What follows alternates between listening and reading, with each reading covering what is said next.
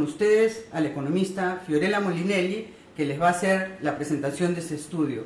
Ella es economista de la Pontificia Universidad Católica del Perú, magíster en Economía y Políticas Públicas por la Universidad Torcuato Di Tella en Argentina y doctora en Gobierno y Políticas Públicas del Instituto de Gobierno de la Universidad San Martín de Porres.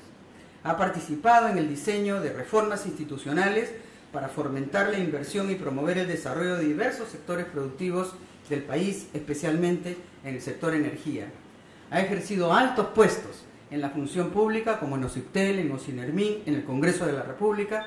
Ha sido directora fundadora de Indecopi, asesora del despacho del Ministerio de Economía y Finanzas y actualmente es directora ejecutiva de la consultora Impulsa Consulting. Es coautora de varios libros sobre regulación en el sector energético, docente en la maestría de gestión pública en ESAN, de las maestrías de economía, regulación de servicios públicos y gestión y economía minera de la Universidad Católica. No podríamos estar en mejores manos. Dejo con ustedes a Fiorella Molinelli. En primer lugar, quería agradecer a la doctora Beatriz Merino por darme la valiosa oportunidad de poder colaborar con la sociedad en la elaboración del informe Impacto de los hidrocarburos en la economía del Perú, estudio que hoy me toca presentar aquí con ustedes. Este informe tiene como intención mostrar los importantes beneficios económicos e impactos económicos que ha tenido este sector para nuestra economía. Vamos a iniciar la presentación haciendo una revisión de la participación de los hidrocarburos en el mercado internacional.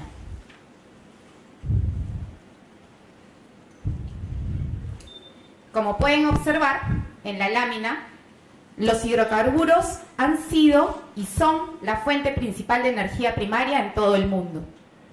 Si vemos solo el año 2013, podemos observar que los hidrocarburos, gas y petróleo representaron el 57% de la energía primaria consumida a nivel mundial.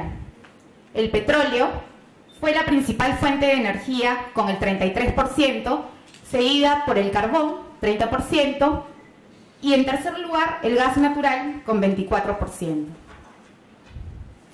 Así vemos cómo la economía y la población mundial dependen de la energía provista por los hidrocarburos para su desarrollo. Tanto el petróleo como el gas natural se encuentran presentes en la vida cotidiana de las personas. Mediante estos productos y sus derivados se obtiene energía en diferentes formas, se lubrica maquinarias, se produce asfaltos para pavimentar caminos, se fabrica una gran variedad de productos químicos, entre otros. Hasta el momento no se ha logrado una opción que realmente sustituya a los hidrocarburos en el mundo. Los hidrocarburos son motor del desarrollo económico y por ello es importante para los países que cuentan con este recurso fomentar el incremento de sus reservas y su capacidad de producción, a fin de que su abastecimiento de energía sea sostenible en el largo plazo. Eso se llama seguridad energética, señores. En la siguiente lámina apreciamos cómo el consumo mundial de petróleo y gas se ha incrementado de manera constante. En los últimos 50 años ha venido creciendo este consumo hasta alcanzar en el 2013 los 91 millones de barriles diarios. Si lo comparamos con el consumo de hidrocarburos hace 50 años atrás, este es un gran aporte, digamos, del estudio, en el sentido de que se hacen análisis de más de 50 años, vemos que el consumo mundial de petróleo se ha triplicado. No hay energía que empíricamente demuestre que haya sustituido en el consumo a los hidrocarburos en el mundo. Asimismo, el gráfico, como en el 2003, vemos como en el 2013 el consumo de los países que no pertenecen a la OCDE tuvieron un consumo superior al de los países de esta organización. Seguramente China e India son los países que sustentan este crecimiento. Ese es un hito muy importante que lo vemos a partir del 2013. Entramos ahora a Perú. Y para ello es importante revisar un poco de historia. Recuerden que es la historia, el Perú, visto a lo largo del tiempo, el que finalmente nos da lecciones de las famosas oportunidades perdidas o ganadas en nuestro país. En la lámina podemos ver cómo en el Perú, hasta 1970, la producción de hidrocarburos líquidos se realizó casi exclusivamente en la zona costa norte y en el Zócalo. Esta situación cambió cuando se encontraron importantes reservas de petróleo en la selva norte y luego en la selva sur, donde se encontró gas natural y líquidos de gas natural asociados. En ambos casos, la instalación de los sistemas de transporte fue fundamental para que las zonas alcancen los importantes niveles de producción que hoy tenemos.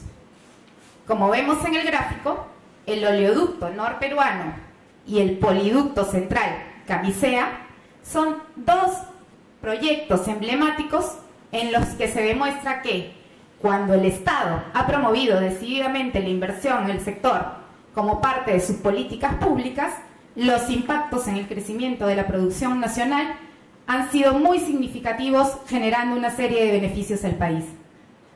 Si quitamos esos dos proyectos emblemáticos, hubiéramos tenido solamente las barritas azules y rojas que demuestran que a lo largo del tiempo la producción de petróleo se hubiera mantenido constante con ligeras tendencias a la baja.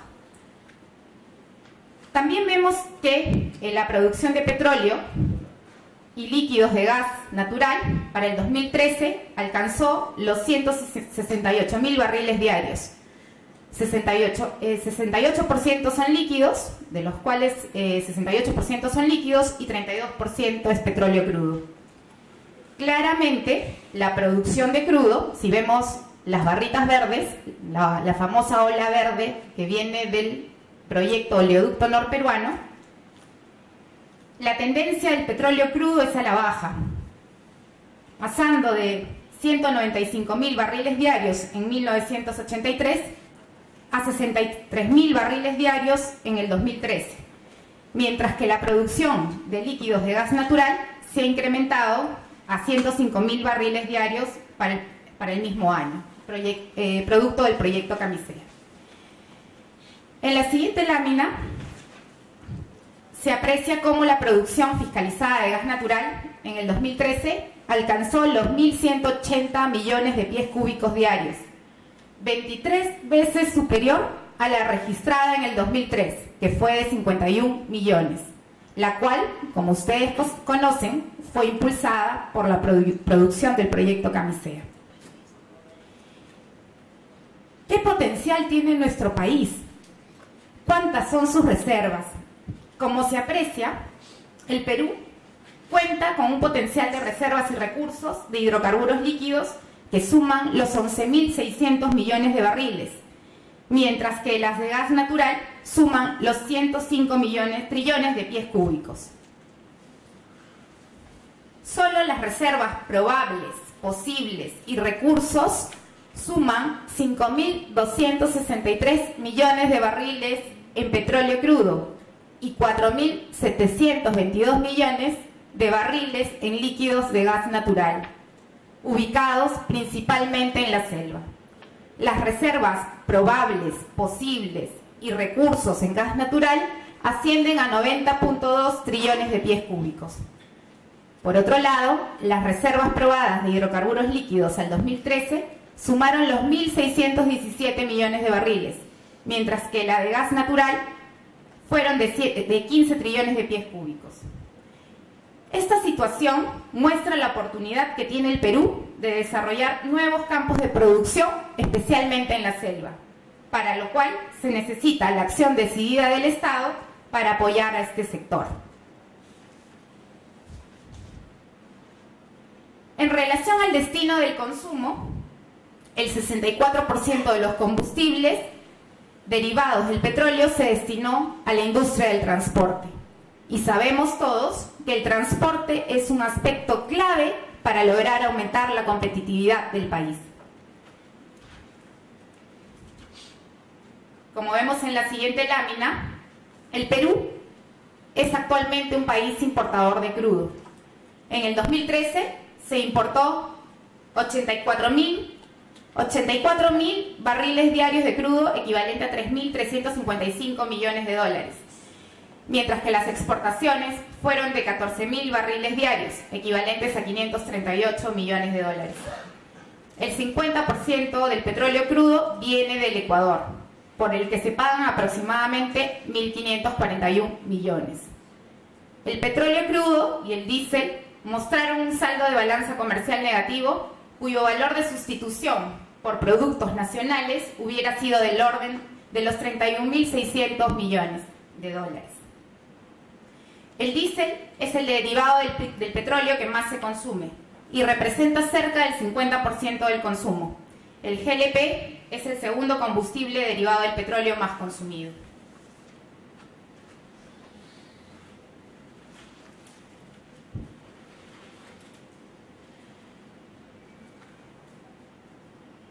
En relación al impacto económico, tenemos que el PBI en el sector hidrocarburos ha pasado de ser de 7.600 millones de soles en el 2009 a 12.333 millones de soles en el 2013, ubicándose por encima del sector eléctrico, saneamiento y el sector pesca.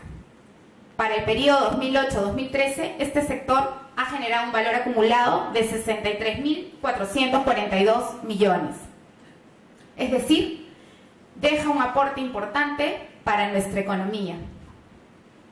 En relación a las inversiones, este sector ha cuadruplicado sus inversiones durante el periodo 2003-2013, sin embargo, aún son insuficientes. Las inversiones en exploración solo han representado el 10% del total invertido y han pasado de 0.6 millones en el 2003 a 416 millones en el 2013, cifra que puede mejorar para el potencial que tiene el Perú. Las mayores inversiones se han dado en la explotación y han sido en la zona de selva. En relación a las regalías, se aprecia cómo estas han venido creciendo a una tasa promedio anual de 23% en los últimos 10 años. En el 2013, las regalías de hidrocarburos fueron 10 veces mayores que las regalías provenientes del sector minero. Estamos hablando de cifras de 5.218 millones en el sector hidrocarburos versus 502 millones en el sector minero. La selva sur es el que mayor aporte representa por regalías. Respecto a los impuestos, es la selva sur, ¿no? Aquí vemos cómo la selva sur ha participado con el mayor volumen de aportes a regalías. Los lotes 56 y 88 destacan en esta participación. En relación a los impuestos, en la lámina se muestra cómo el peso del sector hidrocarburos en el impuesto a la renta de tercera categoría fue de 9% en el 2013. Es decir, de cada 100 soles que se recaudan por impuesto a la renta de tercera categoría, 9 vienen del sector hidrocarburos. Y como vemos en la siguiente lámina, el sector hidrocarburos es uno de los principales sectores contribuyentes dentro del impuesto a la renta de tercera categoría, ubicándose por encima de las contribuciones de los sectores construcción, electricidad, saneamiento, telecomunicaciones, transporte, agropecuarios y pesca.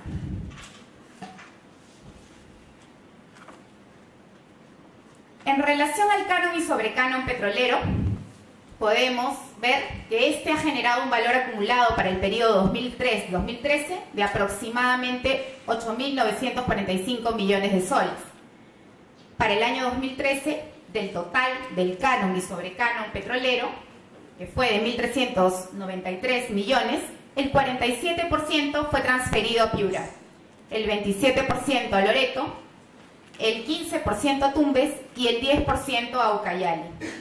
La mayor transferencia recibida por Piura se explica por el mayor volumen de producción de sus 11 lotes petroleros explotados.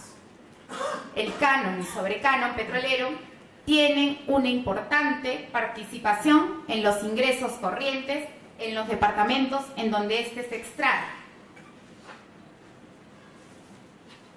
Si hablamos del canon y sobrecanon gasífero,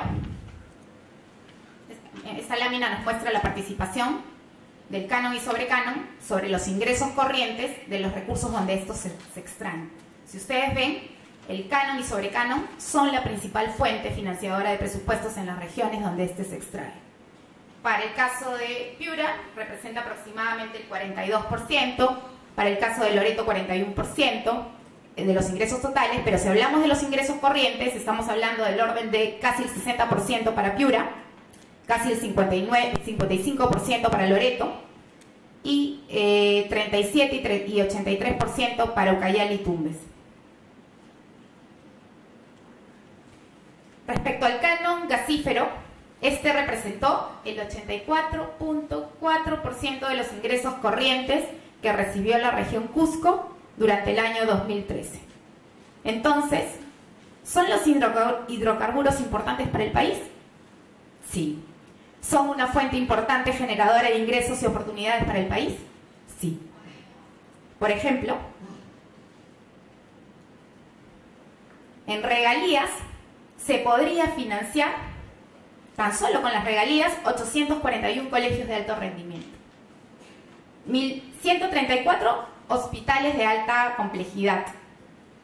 Si hablamos de carreteras interoceánicas, nos alcanzaría para construir 223 carreteras interoceánicas. Así como ejecutar el programa Juntos y Pensión 65, Juntos por 30 años, y Pensión 65 por 44 años. Si desean hacer el mismo ejercicio, solo considerando los impuestos, o el canon y sobrecanon petrolero o gasífero, tienen allí las equivalencias en obras y programas. Ahora vamos a ver cómo las regiones han ejecutado el gasto, cuáles han sido las obras y montos gastados. Cusco gastó en el año 2013 237 millones empleando canon gasífero en proyectos como mejoramiento en el sistema de transporte, proyectos de aprovechamiento de recursos hídricos, construcción de puentes, caminos y rehabilitación de carreteras, mejoramiento de servicios educativos. Piura, de otro lado, también tuvo una alta ejecución del gasto, invirtió 94 millones en proyectos como construcción de hospitales y mejoramiento de servicios de salud, construcción de pistas y veredas, se pagaron estudios de preinversión, construcción de puentes, mejoramiento de vías, construcción de carreteras, infraestructura educativa, equipamiento y mejoras de infraestructura en las universidades. Tumbes gastó 54 millones en implementación de sistemas, mejoras en servicios educativos e infraestructura de universidades, construcciones y equipamiento de hospitales, prevención en riesgos de desastres naturales. Loreto ejecutó el 74% del total de sus recursos, más o menos 14.5 millones, tuvo una menor ejecución del gasto, y se utilizaron los recursos en mejoramiento de vías y calles, acceso y uso de electrificación rural, formación universitaria de pregrado, aprendizaje de estudiantes de educación básica. Ucayali gastó 40 millones en obras de seguridad vial y mejoramiento de vías, en formación universitaria de pregrado, educación básica, mejoramiento de infraestructura y equipamiento de institutos superiores tecnológicos. Finalmente, respecto a oportunidades y riesgos para las inversiones, se revisó el índice de percepción de políticas y riesgo país en el sector hidrocarburos del Instituto Fraser para el 2013.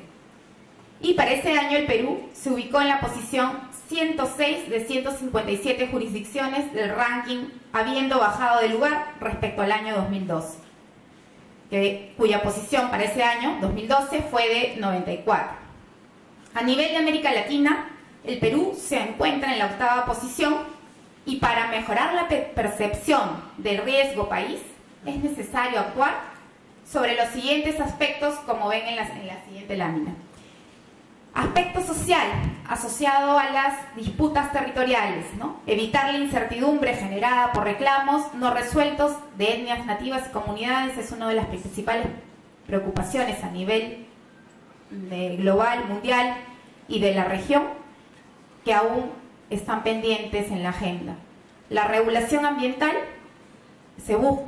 los inversionistas buscan estabilidad de los reglamentos, coherencia en los procesos, una normativa fundamentada, lo que se conoce como reglas de juego claras en la economía. La regulación respecto a las áreas protegidas se busca minimizar la incertidumbre por declaración posterior de áreas como lugares protegidos. Los costos de cumplimiento de la regulación sectorial, las famosas barreras burocráticas, la tramitología, la permisología que existe en nuestro país, es una de las principales barreras para el crecimiento de las inversiones. La inconsistencia o duplicidad normativa es otro de los factores que buscan los inversionistas al momento de intentar invertir en los diferentes países, ¿no? Legislación sectorial ordenada y consistente con otras regulaciones. El sistema legal transparente, procesos judiciales justos, sin corrupción, eficiente administración. Finalmente, calidad de infraestructura, mejoras de las vías de comunicación, disponibilidad de electricidad, telecomunicaciones, articulación de proyectos de infraestructura. Como principales conclusiones del estudio, tenemos que los hidrocarburos representan el 57% de la energía primaria consumida a nivel mundial en los últimos 50 años, y el 64% en el Perú. No hay tecnología o fuente de energía que la haya superado. El aporte del sector a la economía mundial es importante, en términos de regalías, impuestos, canon y sobrecanon. Por tanto, su desarrollo es clave para el futuro del país. En el Perú, en el año 2013, el 73% del consumo de combustibles derivados del petróleo se destinó a la industria de transporte. Y la industria de transporte es clave para la competitividad del país. El gas natural en el Perú es usado principalmente para la generación eléctrica. Hoy lo vemos gracias al proyecto Camisea. Los hidrocarburos han sido el principal financiador de los presupuestos de regiones. El Perú necesita incentivar la exploración y explotación de hidrocarburos, en especial del petróleo, para satisfacer nuestra demanda interna.